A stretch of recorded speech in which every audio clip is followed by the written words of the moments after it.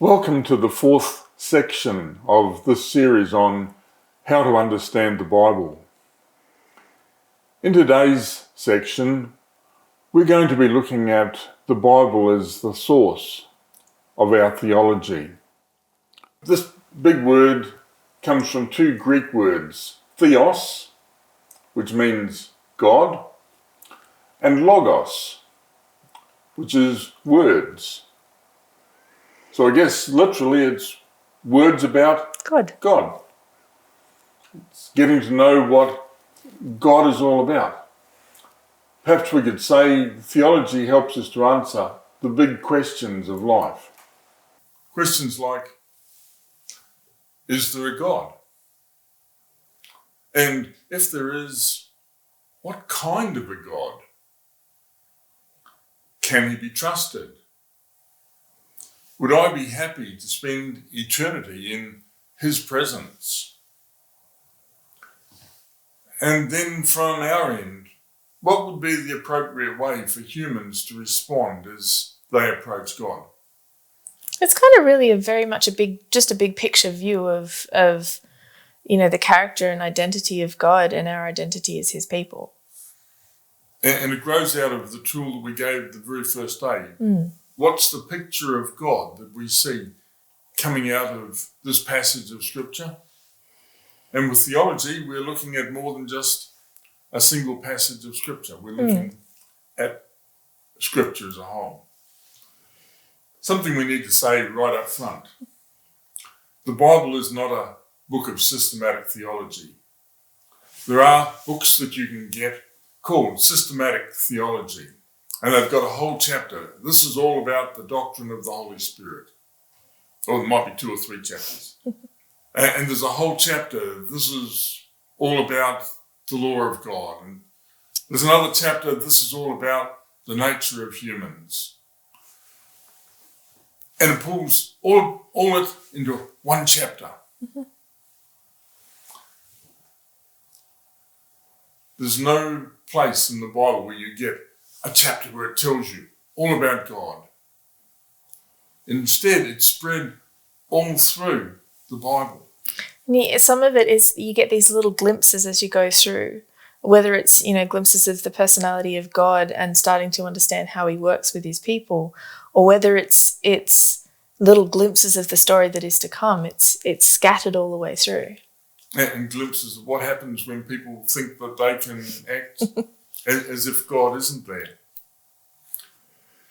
In a sense, the Bible is actually a lot more like historical theology. Now, probably that's a term that needs to be explained too. Historical theology looks at what's happened down through history and traces the growth of understanding, just the glimpses that have come. So Moses had a glimpse of God and he recorded the things that he learned. Isaiah got a glimpse of God and saw something a little bit different. When we come to Jesus, we get the fullest revelation that it's possible to get of what God is like. And so the Bible is very much this, us being able to look at these people journeying in their experience with God and the things that God revealed to them and that they have recorded so that we can be blessed by it.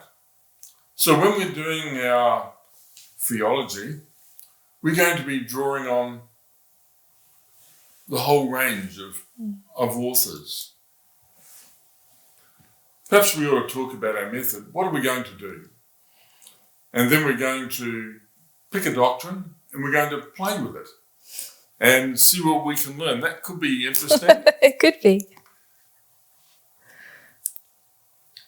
So, when we are trying to find theology in the Bible, we're trying to get a picture of God by pulling from all these different places, from the widest range of sources that we possibly can, and comparing the different passages.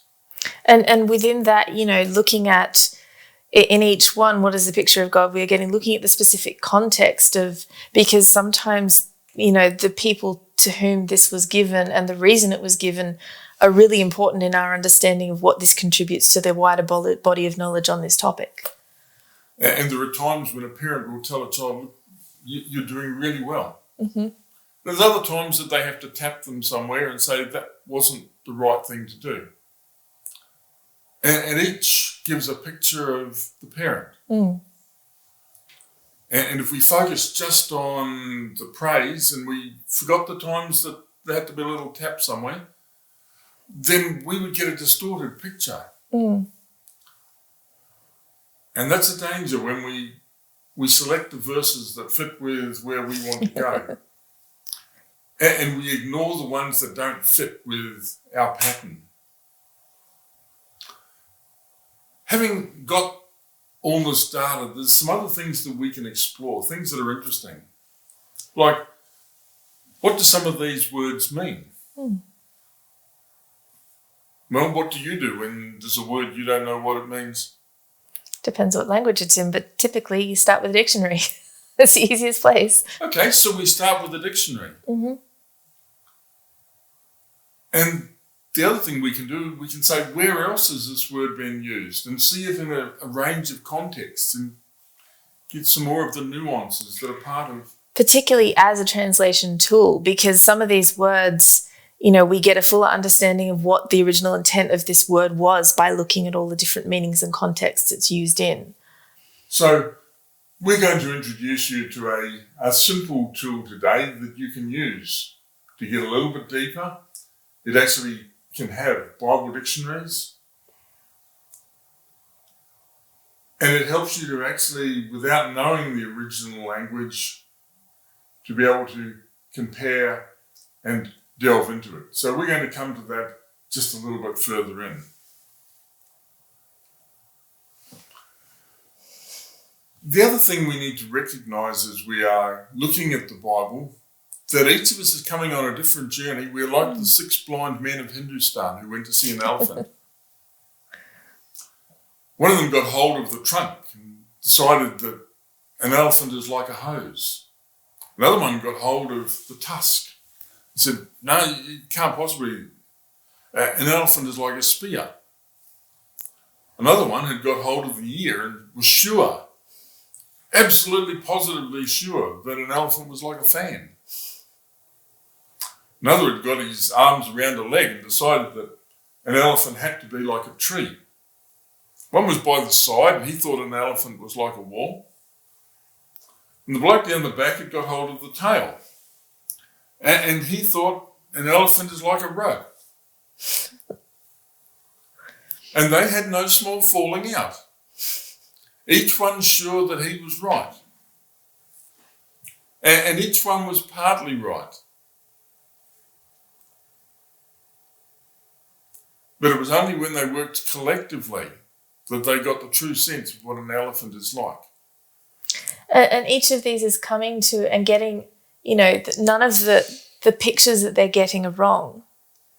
But at the same time, they kind of are wrong because you're seeing the one thing as all of it rather than one thing as being part of the bigger picture. So when we come to a very big topic like, what is God like? There's going to be benefit in actually listening to each other, because we have to realise that people are looking at it from different angles. They're seeing different facets of the gem. And they might be able to see some things that you didn't pick up. That's often the case. That's often the case. All right, so here's an interesting scenario that's going to jump us into where we want to go. When we look at what God is like, and we ask ourselves a question, what kind of a God is he? The question that comes to us is, well, as we think about that kind of question, what kind of people are we to be as we respond to this God? Particularly if we're looking in the context of, this bigger picture is the identity of God.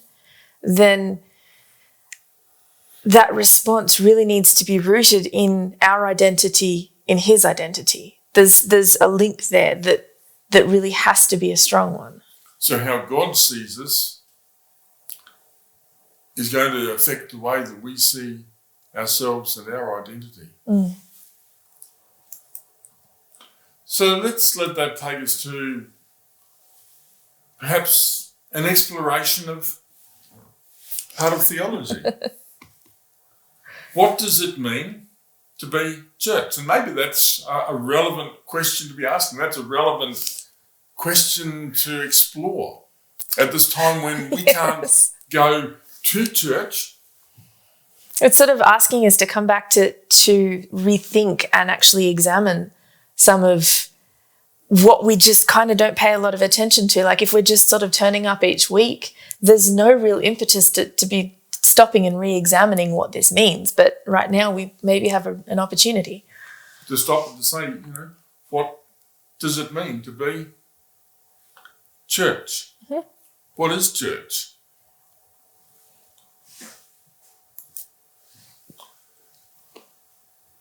And our goal right now is not to give you all the answers.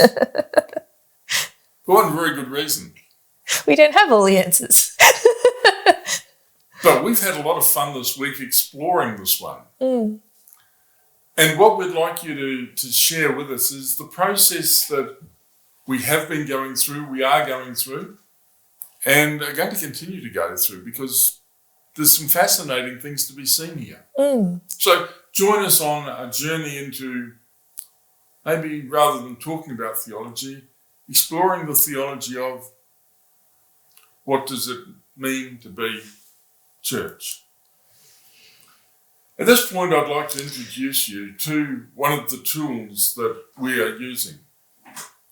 You'll have noticed last week that we put the scripture up on the screen. And we were using a free Bible software package called eSword. There are others, but it's the one that we have found to be simple, easy to get up on the screen, easy to be able to highlight and mark and underline. And compare. And to get to the original languages.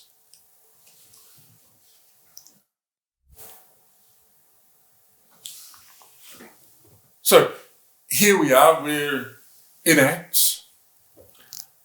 Let me just show you some of what this can do. First of all, we've got the option of, if we want to, underlining. So when we see something that's significant, we can underline it so that it sticks out. And perhaps that will occur again and we will notice it. And we can remove that too if we would like to. If we want to, we can also have a choice of colours to apply. That's easier. So we can highlight a thing so that it sticks out if we're looking at it and following a theme through. And this can be a fun thing if you also print out the passage and just do it old-fashioned way with colouring pencils. And starting, like we were doing last week, starting to look for patterns, starting to look for recurring ideas, for particular words that we're playing around with. The other interesting thing, you can have multiple translations, and it comes default with the King James, and with the King James with Strong's numbers, this one. And you'll notice there's a whole lot of numbers, G2316. A century ago, a man called Strong went through and gave each word in the Greek New Testament a number. Which is a big job, but it's a really useful thing if you're looking up, because you can look and see this reference and this reference that have been translated as the same word. Are they the same word in the original? You can look and see where that word, the specific word, here we've got God. It's a bit small to see on the screen, but God is theos. And it kind of gives you a little bit of an overview of what each of the words means. But theos occurs, what was it, 1,343 times. In the New Testament. In the New Testament. And you can start kind of looking at, okay, so where are all the verses where this word is used? Because it's not always translated the same way. So we can actually do a quick search on that in the New Testament, and it will tell us every reference. It will be a lot. So this is a really useful tool if you want to pick a word and say, where does this occur? In fact, not just a word. We can pick other words and search on a whole phrase, or where do these two words come? We'll put a link to this on the Facebook page if this is something that interests you. It's a tool that we have found to be really, really useful when we come to doing this kind of search. And it's free, and the guy who made it is good to deal with. He is. There are other ones, and we'll introduce them to you a little bit later in the series that have got some really other useful features. You can also, with this one, have commentary. You can have a Bible dictionary. And that was actually on exhortation, and it tells you what it means and a little bit of a history. It's a very interesting and useful tool. But let's go back to B for Bible, and we were working on the ESV. So this kind of thing, and look, if you're working with a tablet, there are Bible software that you can get for there too, that you can do this kind of search. And I'll reference a couple of those on the Facebook page also. Because we live in an age where it's so much easier to study and to understand the Bible. And it's still also nice to have turn the page. And in some Bibles, there'll be things at the back where you can, like, it's not as extensive, but you can still kind of get a bit of a feel for places where these words are used. Not all Bibles, but some. And I'm a fan of print it out. Yes. And colour it, underline it, mark it. I like to leave space so that I can put my questions in and the things that come to me out of the text. And I think there's also an aspect of that in terms of learning, and that we're able to, we're not just kind of reading words, we're visually, grouping, okay, that's like in 6 places on this page. I didn't see that until I was starting to highlight that visually. So it's starting to bring some other ways of interpreting and playing around with the text, rather than just kind of, well, I read that chapter, we're done, moving along.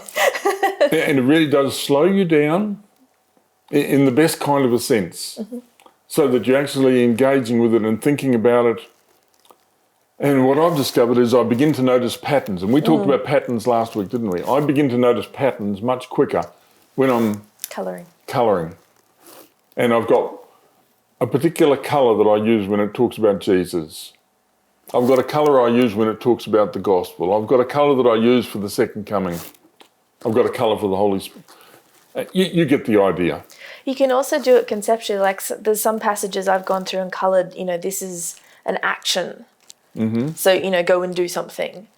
That, it's not necessarily just words. You can kind of go with concepts or something like that as well. I've also coloured conversations. So you've got her talking, him talking, and you can just use some colour so you can actually see the backwards and forwards. And get a feel for, like, the progression of the conversation, where it's been, where it's going, and who is speaking to who. We said we want to explore the teachings of what is the church.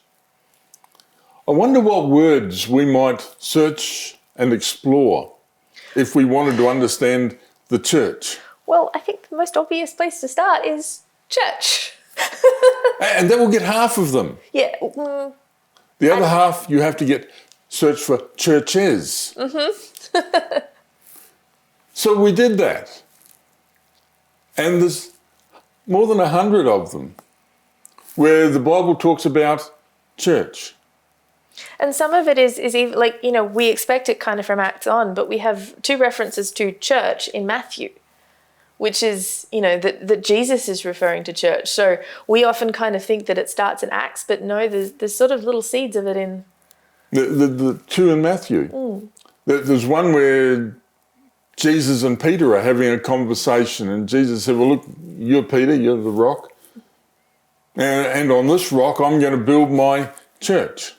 Which I think is really interesting, because at the time, Peter, yes, he was sort of in some ways the spokesman of the group, but he had Peter moments.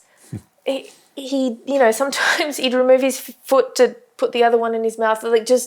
He had he was a bit bumbling, he'd leap out of the boat just kind of in blind, he's not really kind of somebody that you'd initially think this would be a great person to put as, to entrust with the future of this church. And this is before Peter has denied him. Mm-hmm. And, Jesus predicted that. Jesus knew that was coming. You've got, to me, it's sort of such a fascinating character, because you've got Jesus highlighting Peter as one of the cornerstones of this church that is to be coming, before, knowing who Peter is now, knowing what Peter's going to do, but then knowing who Peter can become. Jesus sees that possibility as well. That's Matthew 16. Mm-hmm. And then in Matthew 18, Jesus said, if your brother offends you, talk to him. And if that doesn't work, then take someone else, talk to him. And that doesn't work, he said, tell it to the church. And this is, I guess, before at least the Christian church had even been established. So we did the excursion into the New Testament and said, where do we find the word church? How's it used? Actually put it into a spreadsheet and sorted them into a whole heap of columns. Some of them were by geographical, the church in Jerusalem, the church in Antioch. Mm-hmm. Some of them were talking about the leadership, appoint elders and leaders in the church. There was a whole fascinating collection on home churches. Which is a little bit kind of relevant now. I guess that's what we're doing at the moment, isn't it? Home churches. And in Romans chapter 16, we discovered that Priscilla had a church in her home. In Colossians, we've got Paul giving greetings to the brothers in Laodicea and to Nympha and the church in her house. You've actually got, if you start looking through, you've actually got quite a lot of ladies hosting house churches. In Philemon, there was Aphia, our sister, and along with her husband, and the church in their house. Apparently this was a very common thing in the first century. And we understand going, church is sort of a much bigger, a building that's sort of more of a regional thing. But it, for the first couple hundred years or so, it's pretty much all in houses. Yes, they're still engaging the synagogue in the places they're still welcome to. But there's very much for a long time, it was all small groups in houses. That's an interesting picture of church, isn't it? It is. The church isn't the massive structure. Church is an assembly of people. And in fact, a number of places in the New Testament, the word that's translated church is translated assembly. Couldn't very well be translated church when it was Herod having the assembly. So it's been interesting. The other things that we discovered as we looked at church, the number of times that it was called the Church of God. Quite a lot. Something we need to remember. I've been in places and said, this is our church and this is my pew. And I have a sense, just having read all these references in the New Testament, that when we're talking about church, it doesn't belong to any human. And I think part of the key of looking at this concept is that you've got such a strong connection between the identity of the church and the identity of God. Mm-hmm. And if there's a split and we're starting to kind of veer off that, being rooted in the identity of God, then we're kind of starting to walk dangerous territory. And Paul, he talks about, look, I'm the least of the apostles. I persecuted the church of God. I wonder what difference it would make if we started looking at church in that way, that this is not just our church, this is the church of God.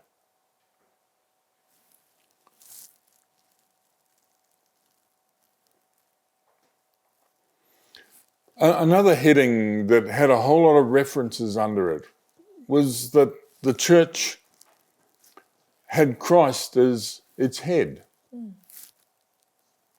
There's a little bit of imagery that comes up that we'll talk a little bit about later on, but that sort of, where they're exploring this idea of having Christ at the head.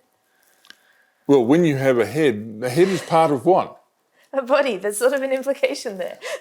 And suddenly here is a whole thing. You've got this body concept of the church.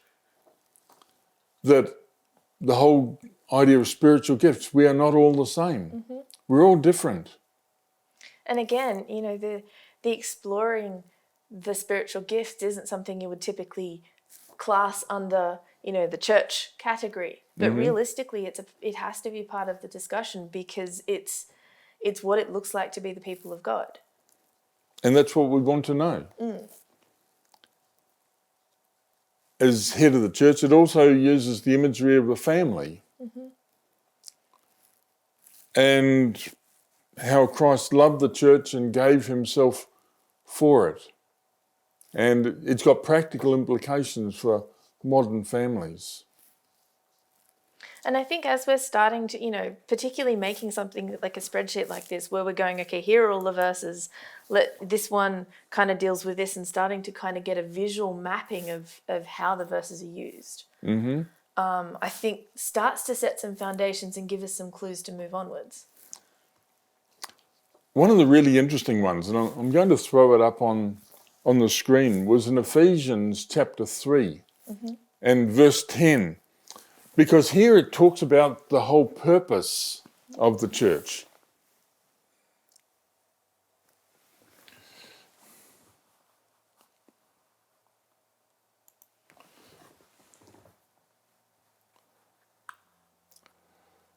And Paul's being quite wordy here. It's a long, long sentence. But picking it up in verse 9 there. To bring to light for everyone what is the plan of the mystery hidden for ages in God, who created all things, so that through the church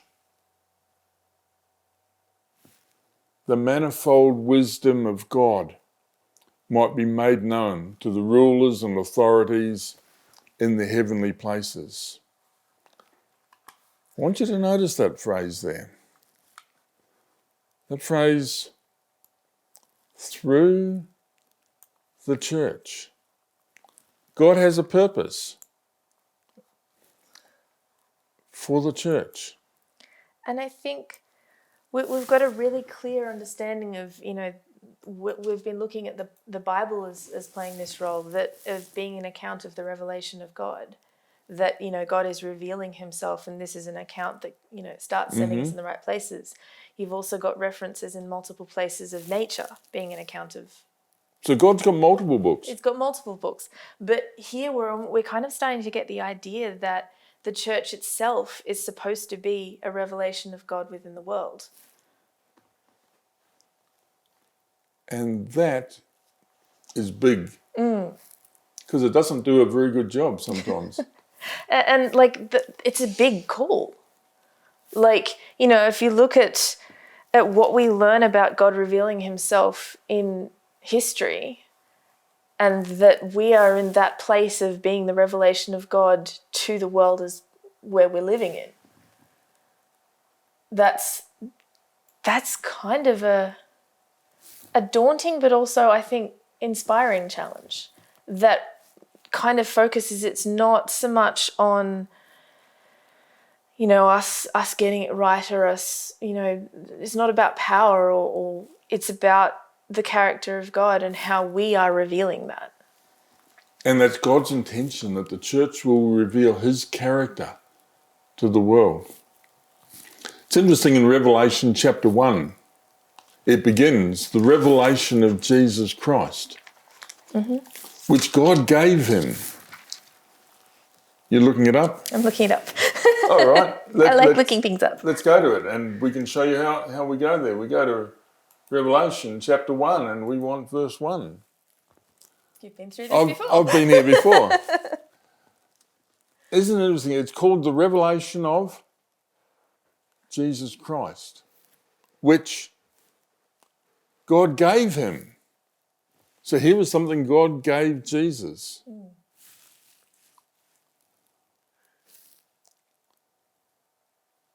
And like, this is the beginning of a letter that John has been shown some things and then told to send it to all the churches, and each of them gets directly addressed.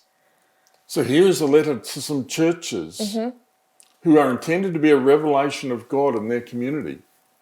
And in the 7 letters, we discover that each of these churches has its lacks, its flaws. Some are more flawed than others, but all are flawed. And all have some good things to demonstrate, even the ones that were lacking.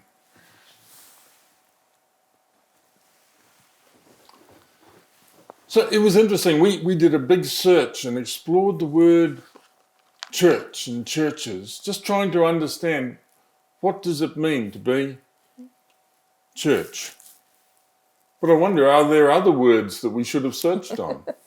Lots.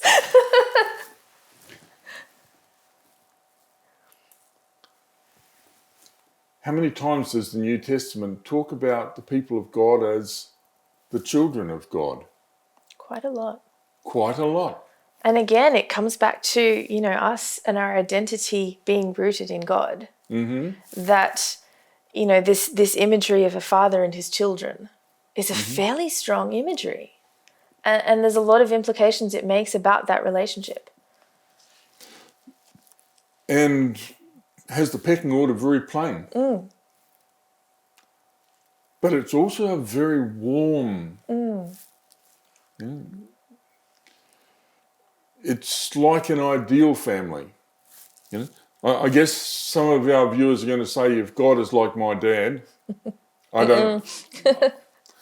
And look, if that's coming across to you that way today, stop and think, what would an ideal father be like? One who listens, one who takes time, one who's gentle. Even just looking at the relationship between the father and his children, that they are dependent. Particularly young children, if you're not looking after them, they're not able to look after themselves. The God who provides. The God who even corrects. Has to do that a few times. The God who nurtures. The God who loves. So that was a really fascinating word to follow. And we could do that search right now if we wanted to. Are there other words? How about temple? This one also, I think, comes with some of the overshadows of, things that come up in the Old Testament, that it's not just sort of suddenly this new thing, that it's growing out of, the people of God assembling, and that's been happening all the way through. In fact, the word that is used in the Old Testament, that is the Greek word church, is assembly. And so when you see the word assembly in the Old Testament, very often it's talking about the assembly of Israel. It's the people church. of God. It's gathering. the people of God gathered together. And just another word that you can search. And one of the things I love about these words is once you get a couple of the words, it kind of, there's little fireworks effects. You sort of start this word and it takes you all these places and it takes you all these places. And at one of those places you see another word. Yes. It might be the word, you are a chosen That generation. comes up in a lot of the epistles. That, he's writing to the churches, and this is one of the key identifiers he often uses and again, it's rooted in our identity as people of God. That pretty much all of these are just directly putting us back to that relationship, that is right at the center. And it's just another word that you can search as you're exploring, what does it mean to be church? It's another one, a holy people. I think it's Peter that picks this one up, but Paul has the concept also. And it's not to imply that they're, perfect holy, because we have plenty of evidence that they were indeed not. But that the identifying feature is the holiness in their identity, that they are holy through their relationship with God.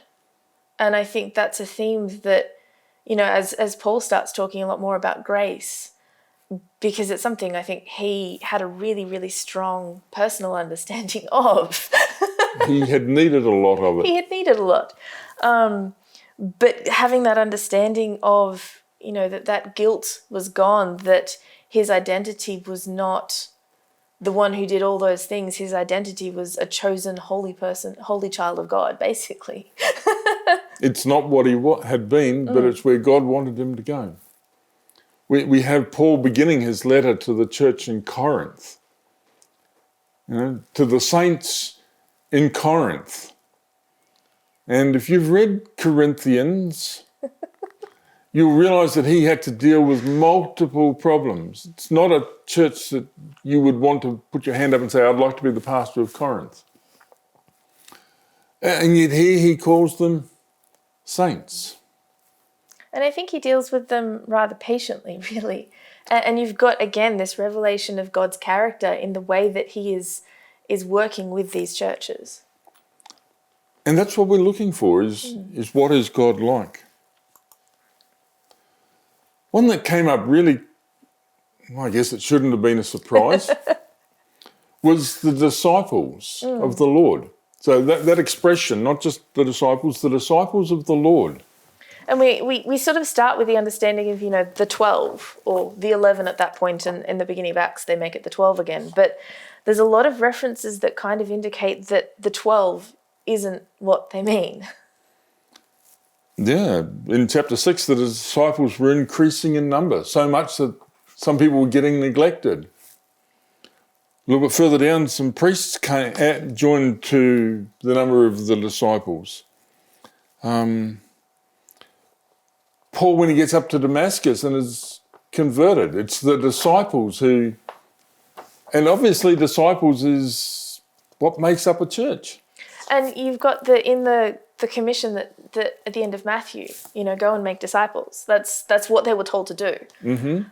And so you've kind of got this progressive, you can see it, the book of Acts is fascinating, but you can see it happening just progressively as you go through the book. And Paul goes back and strengthens the souls of the disciples.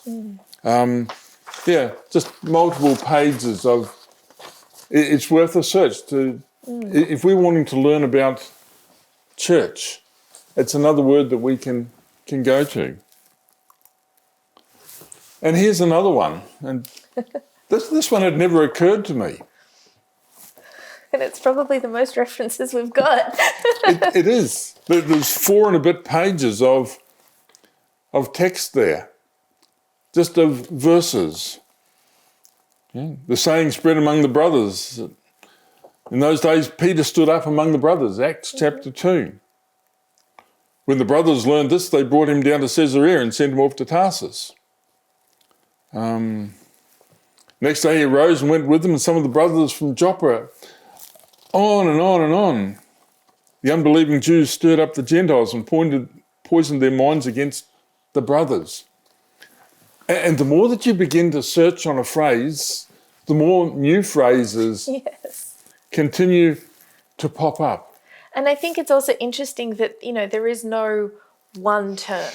That as the disciples and, the apostles, and, as this is growing and developing, there's no sort of really set idea that they define themselves as. There's just sort of this moving, growing understanding of who they are to each other, of what draws them together, of what makes them different.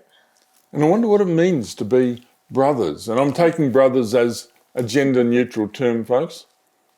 Because we have a lot of evidence, like, the house churches meeting in ladies' houses. You've got a lot of women have been following Jesus this whole time. And you've got evidence that there's a lot of... So the term brother here, we don't actually think is sort of, just the guys. It's a gender-neutral term. But it has that relational part of the family of God, rather than superiors and inferiors. And there's a lot of, like, you would almost expect there to be a hierarchy. But in a lot of ways, there's a lot of equality, that, we are brothers. It's not a, this was one of the important apostles and this was kind of, one of the ones who just got converted yesterday. There's kind of just this, we are a family. And I wonder if sometimes there's sibling rivalry. Of course.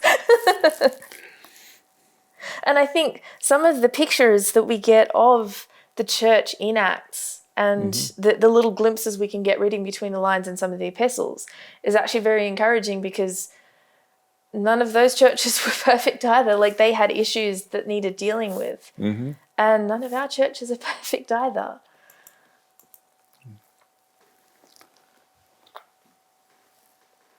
So I wonder, what did it look like to be the church in the book of Acts?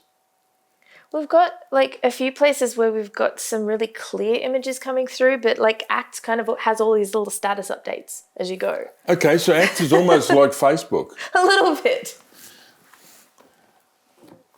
Well, why don't we have a look at some of these status updates?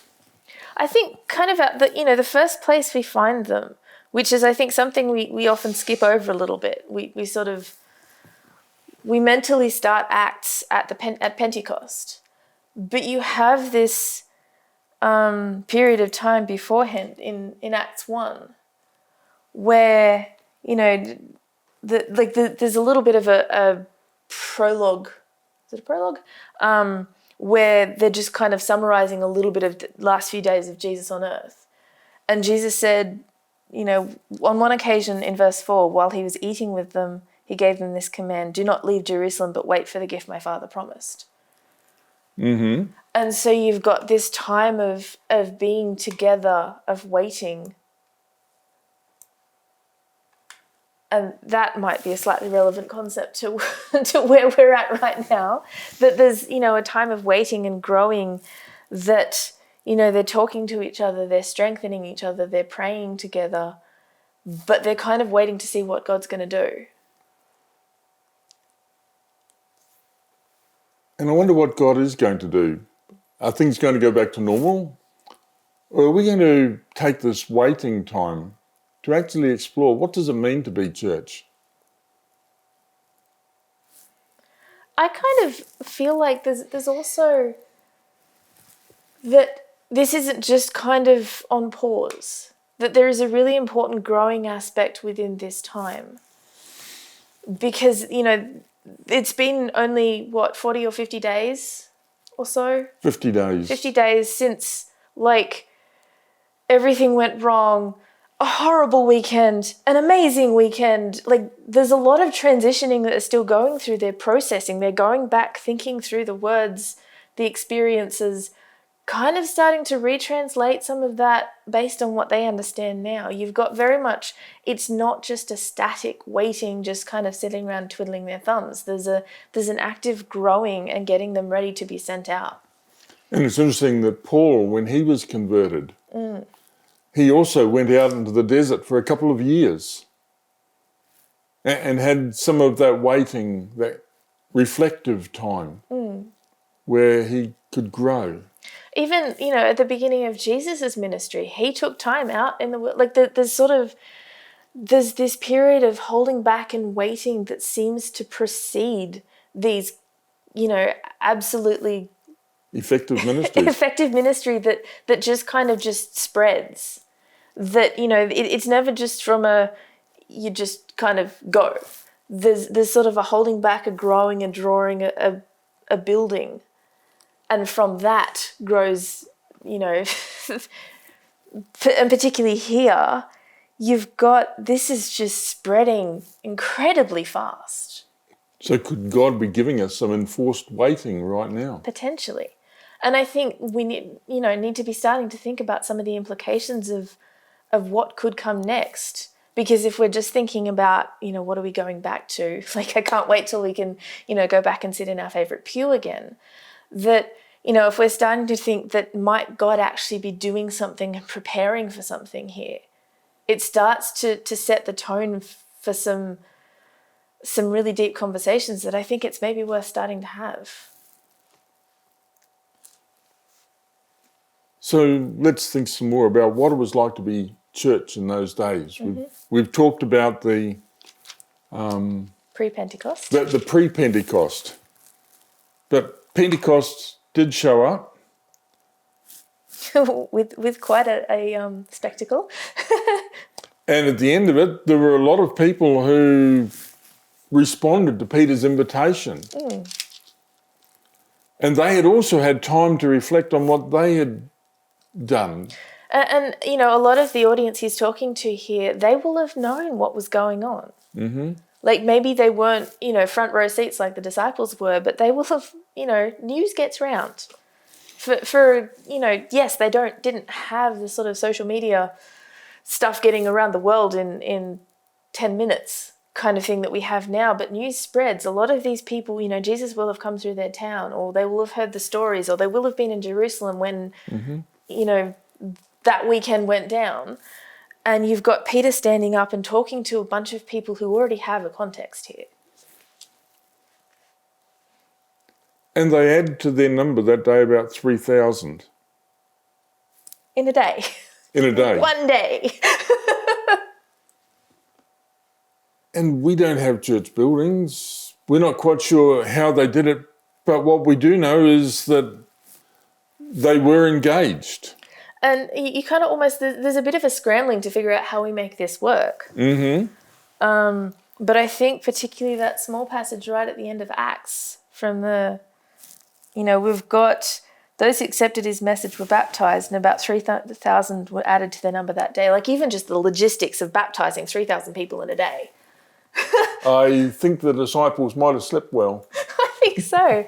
And you start to get the feel of why there needs to be this growth, because you can't, if we're just talking about 12 people, which, I think it's actually bigger than that at this point. The Pentecost comes on, the group of believers, not just the 12, because they had to have someone to select out of chapter 1. So we're talking with a bigger group, but you just can't handle this many new believers without some kind of, spreading the load and kind of working out how we're going to make this work. And where did it happen? An interesting expression there. Breaking of bread.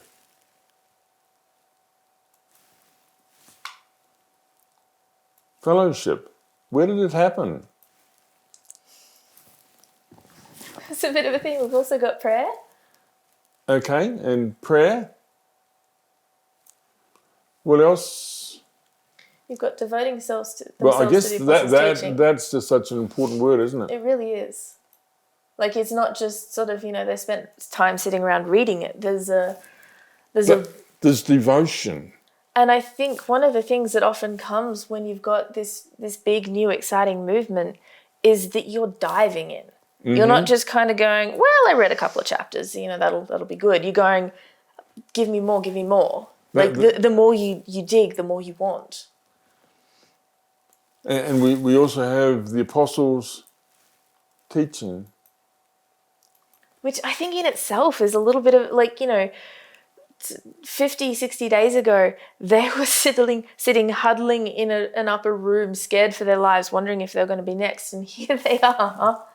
Mm-hmm. Just that the transformation that, is starting to move into this big movement that goes so far so quickly is just kind of, you're starting to see what they're actually doing together. And obviously eating, like the breaking of bread, is it communion? Is it a meal? Or is it a meal and in the meal they break bread and remember Jesus? It doesn't sort of specifically say.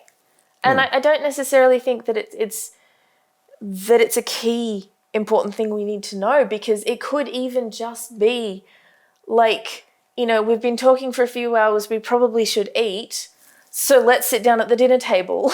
And that's something that some of us are missing, is eating with others and eating with our friends. There's a sense of awe. This is another word that we traced a little bit. And you might like to explore this particular word. Together. And again, it's one of those sort of identifiers that is often used, that their togetherness is part of the key idea of them, their identity as believers. That there is a togetherness. There's no sort of, all these isolated people. It's you become part of the family, all things in common, again. Some people are going to have problems with that experience. Yes. And it starts to sometimes conjure up ideas that, we're bringing from our modern understanding to the text, as opposed to sort of understanding what this looked like.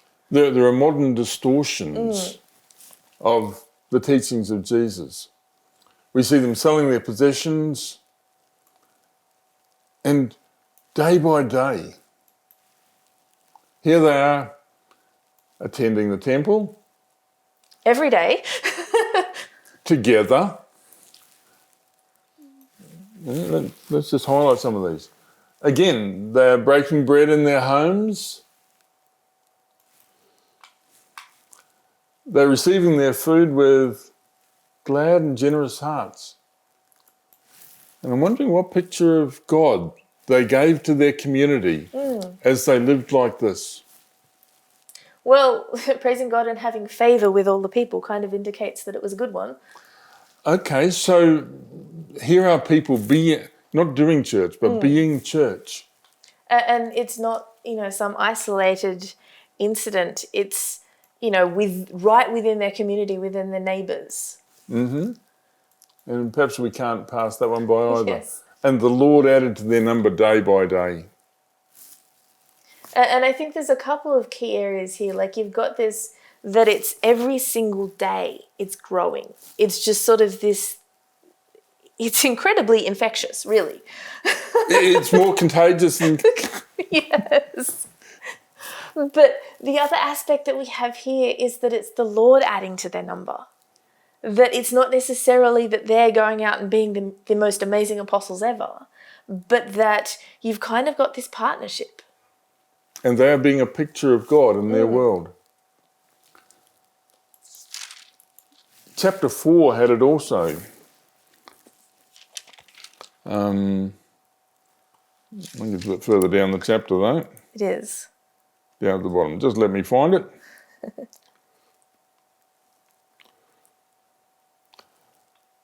I think it's down around about verse 31, isn't it? Yep, thereabouts.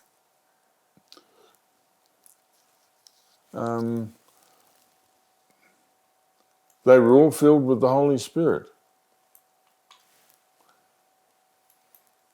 And again, just before that, we've got the place that they were gathered together. Oh, okay. So there's that. Once again, they're all in the... You're noticing how we're beginning just to highlight some of these phrases that we're seeing together, together, together. And like even in the next one, now yes, it doesn't say specifically together, but the full number of those who believed were of one heart and soul. And again, that's got that sense of togetherness and unity. And it's not necessarily saying that they're identical, that they believed all the same things, but their mission and purpose was unified. Mm-hmm. This one here, no one said that anything that belonged to him was his own. They had everything in common. It's not contemporary society. In fact, it's looked down on because of the perversion of it that's happened. But at the same time, if you looked at Acts 34, you've got this beautiful, like, yes, there's that, but there was not a needy person among them. Oh, wow. And this isn't, a systematic governmental plan or anything. Mm-hmm. This is just purely based on this movement that is just exploding in growth. What's the picture of God they're exhibiting? You very much, it's carrying on. You've got so many examples through the Old Testament, the teachings of Jesus, where he has this predisposition towards the poor, the needy, the broken, the hurting. Mm-hmm. And they are being this picture of God. And the poor and the needy is important to the heart of God. And they are being a picture of God. And it's not just that, they're sort of kind of lobbing some, a bit of help to charity because, just passing a bit. There is not a needy person among them. Like that's radical. That's radical. That is not how we do church. It's almost radical to the point of uncomfortable because, we've got them going, the stuff I have is not as important as making sure that everyone has enough. And that's some fairly radical thinking. It's enormously radical. And look, there is more all the way through the book of Acts. One of the things that they had to learn to do in the book of Acts as a church was problem solving. Mm-hmm. Acts chapter 15, they had a problem. How do they solve it? Well, you go and read Acts 15, you'll see how they solved it. But here are some of these words we've noticed: together, devoted, in common. Mm-hmm. And you can do it the hard way with concordances, or you can use the modern way, and you can follow some of these words. And it's quite we got quite excited with it.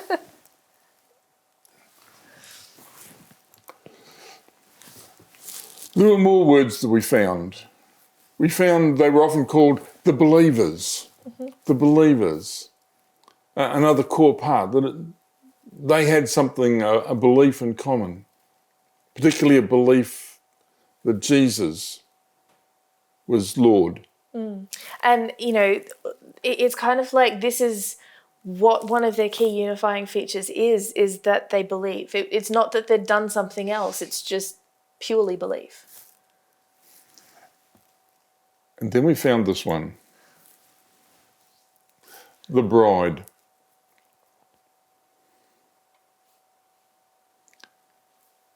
The Bible begins very early on with a wedding. And it finishes with a wedding. And Jesus' first miracle. There's starting to be some themes here. And I think there's some imagery to really explore here. And there's a lot more that I kind of feel like there's something to reach for, but I don't have it yet. But I think there's a really intentional use of this term. Like, it's not just kind of like, well, that kind of fits. There's a really specific and intentional use of this term. There's a relationship and an identity within that relationship that is key. But there's a passage in Genesis that I actually think is really interesting in this context. Mm-hmm. All right, let's go through to Genesis chapter 2. And it's not typically one I would have associated in this way. Okay, Genesis chapter 2. So we've had Genesis 1 where, we could have just left it at the account of, so God made man and women in his own image, yay, and God blessed it, seventh day, moving on. But we come back and we have this very specific account. So we've got the Lord causing a deep sleep to fall on the man, and while he slept, took one of his ribs and closed up its place with flesh. Then we've got God making out of that rib a woman and bringing her to the man. Then we've got the man saying, this is bone of my bones and flesh of my flesh. So we've got, a togetherness here. She should be called woman, for she was taken out of man. Therefore, a man shall leave his father and his mother, which is interesting. I actually went through and had a look at a lot of the places, particularly in the Old Testament, where weddings and marriage is referenced. It's almost always the woman who leaves her family to join his family. I was really, really struggling to find anywhere that it wasn't the woman, Isaac and Rebecca. Rebecca left her father's household and came to live with Isaac in his household. So you've got the man leaving his father, which is not what we typically expect, and his mother and holding fast to his wife, and they shall be as one flesh. Mm-hmm. But then this is a work in progress, but there might be some deeper similarities and some really specific reasons for this story being here. Because if we're taking this in the context of, Christ and his church being his bride, there might be some really specific, we've got a deep sleep. Okay. We've got one of his ribs. Okay, ribs. Where have we heard that before? That's almost a crucifixion thing, isn't it? Yeah. So we've got, a deep sleep where the man is out of action. Mm-hmm. We've got from his side something being taken, and we've got something being created out of what came out of a woman. Often a symbol of a church. And brought her to the man.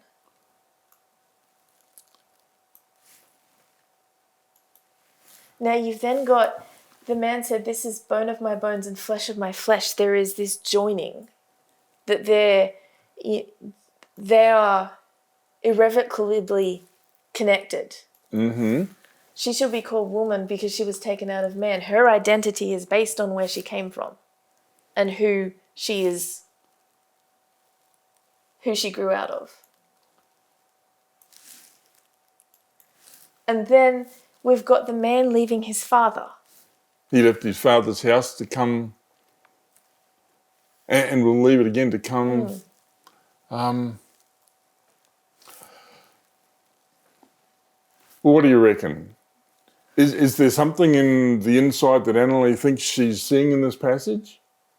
This is what we call typology, where we see a symbol in the old which just has echoes coming down into the new. And it's the kind of thing that you don't typically see until you can look back in hindsight. But a lot of the stories in the Old Testament, the characters that come up, there's little types there that sort of give us little glimpses of the story that is to come. Like Joseph, a man despised and rejected by his family and used by God to save. We have to be careful with types, but we shouldn't miss them. They are there. And this concept of, understanding the church as the bride of Christ. You've got him going away to prepare a place. He bought her with his blood. And going away to prepare the place, there's an implication that, there's a wedding coming up. There's a wedding coming up. He's pledged to provide for her. And she is making herself ready for when he returns. And we've all been invited to a wedding. And we're going to be part of the wedding party.